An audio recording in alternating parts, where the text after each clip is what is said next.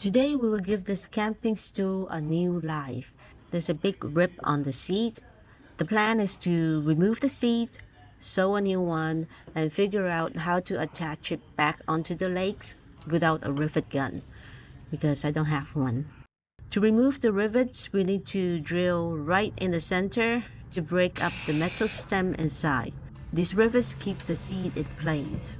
And when we collapse the chair, it doesn't fall off.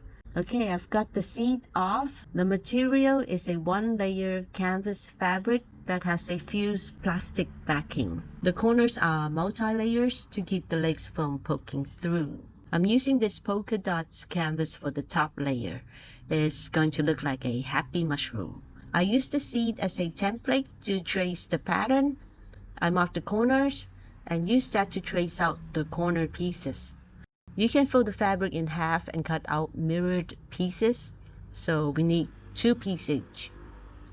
I cut them out individually because I want to use up the offcuts. For this set of triangles, add seam allowance to the base of the triangle only. So this is the bottom layer. It's fused canvas similar to the original seat's fabric. For these pieces, you don't have to add seam allowances.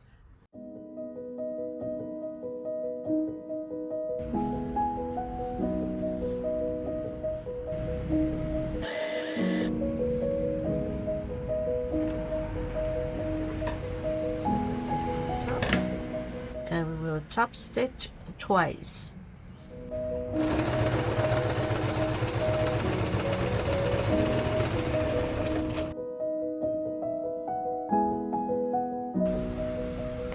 You put this on top and you fold this and fold it over, and then we will sew 2 stitch lines so it looks like this. Looks like this. And after that you can trim off.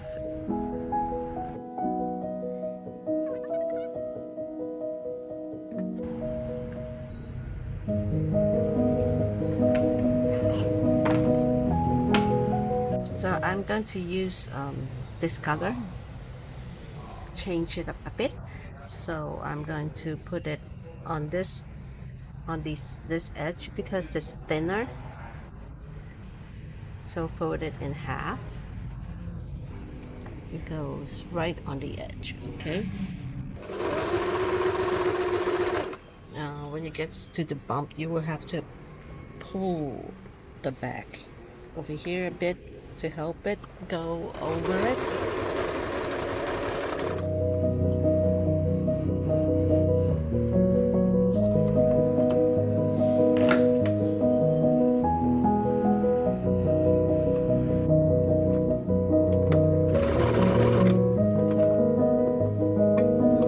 Okay, here's what I figure out to get the seat to stay on the legs. We need hairband and cord adjusters. I know it sounds sketchy, but just stay with me here. Feed the hairband into the cord adjuster with a string.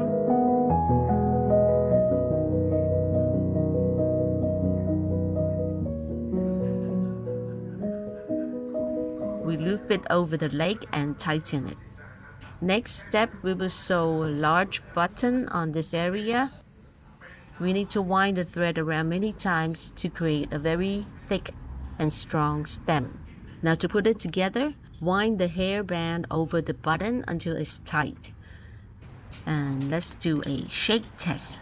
So you see, it's pretty okay, it works, and I don't have to drill a hole into the metal legs and also the seat to bolt them together. So this is like a hack.